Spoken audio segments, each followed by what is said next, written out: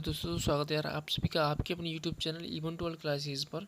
तो दोस्तों, इस वीडियो हम बात करने वाले हैं हिंदी भाषा का द्वितीय प्रश्न पत्र। तो चलिए हम स्टार्ट करते हैं। इसमें स्टार्ट करने से पहले मैं आपसे एक रिक्वेस्ट करना चाहता हूँ, अगर अभी तक आपने हमारा यूट्यूब चैनल सब्सक्राइब नहीं किया है तो हमारा यूट्यूब चैनल सब्सक्राइब कर लें। तो दोस्तों, अगर आप इसकी PDF लेना चाहते हैं तो हमारे ग्रुप से जुड़ सकते हैं, जो है 9027457677। तो दोस्तों, मैं कुछ इसमें इंपॉर्टेंट बात बता दूं आपको। तो नोट खंड आ से 5%, खंड बा से 3%, खंड सा से 2% करना अनिवार्य है। ये मिनिमम 100 नंबर का होता है।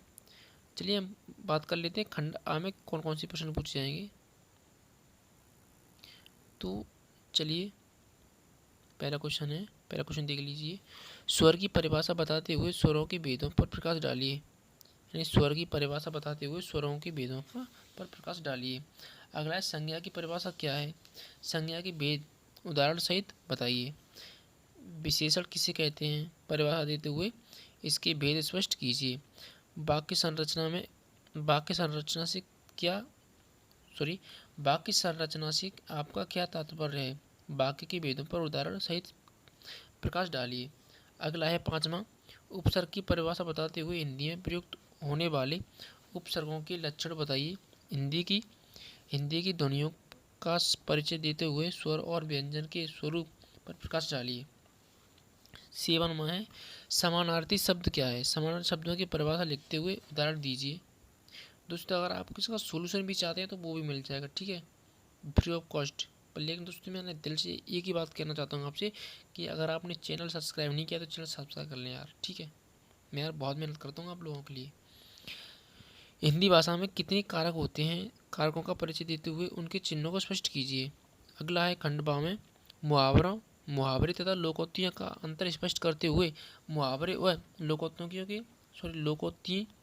लोकोक्ति के दो उदाहरण दीजिए। अगला है, उपसर्ग किसे कहते हैं? अर्थ बताते हुए प्रत्यय और उपसर्ग का अंतर उदाहरण देकर समझाइए। अगला है तीसरा, वर्तनी किसे कहते हैं? हिंदी भाषा की वर्तनी का विस्तार से परिचय कीजिए। तीसरा है, पर्यायवाची शब्द किन्हें कहते हैं? किन्हीं 5 शब्दों के 4 पर्यायवाची शब्द लिखिए। 5वां है, विराम चिन्ह भाषा के लिए कितने महत्वपूर्ण हैं? स्पष्ट करते हुए हिंदी में प्रयुक्त विराम चिन्हों को बताइए। अगला है खंड सा में, प्रत्यय की परिभाषा स्पष्ट देते हुए ऐतिहासिक विकास की दृष्टि से हिंदी प्रत्ययों का वर्गीकरण कीजिए। निम्न प्रत्ययों कार, इन, उ, ती, हर से 5 नए शब्दों का निर्माण कीजिए। मुहावरे और लोकोक्तियाँ का अर्थ स्पष्ट करते हुए निम्न मुहावरे का अर्थ बताते हुए वाक्य प्रयोग कीजिए। ऊँट किस करवट बैठे, एक अनार 100 बीमार, कंगाली में आटा गीला, उल्टी गंगा बहना। अगला है, विलोम शब्द और अनिकार्ती शब्द क्या है? प्रत्येक के 5 उदाहरण देकर स्पष्ट कीजिए। अगला है, निम्न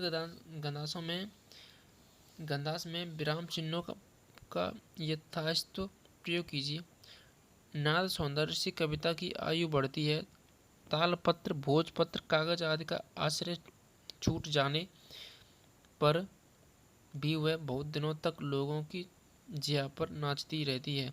बहुत सी उक्तियों को लोग उनके अर्थ की रमणीयता इत्यादि की ओर ध्यान ले जाने का कष्ट उठाए बिना ही प्रसन्नचित्त रहने पर गुनगुनाया करते हैं। अतः नाद सौंदर्य का योग भी कविता का पूर्ण स्वरूप खड़ा करने के लिए कुछ न कुछ आवश्यक होता है। इसे हम बिल्कुल हटा नहीं सकते।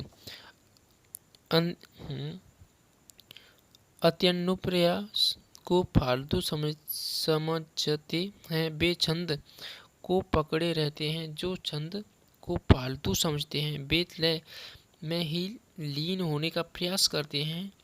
संस्कृति से संबंध रखने वाली भाषाओं में नाद सौंदर्य के समावेश के लिए बहुत अवकाश रहता है। अतः अंग्रेजी आदि अन्य भाषाओं की देखी जिनमें इसके लिए कम जगह है। अपनी कविता को हम विशेषता से वंचित कैसे कर सकते हैं। तो दोस्तों ये थे प्रीवियस ईयर पेपर जो कि हिंदी भाषा का है। तो आई होप आपने चैनल सब्सक्राइब कर दिया होगा। तो thank you for watching. Bye bye, Tata.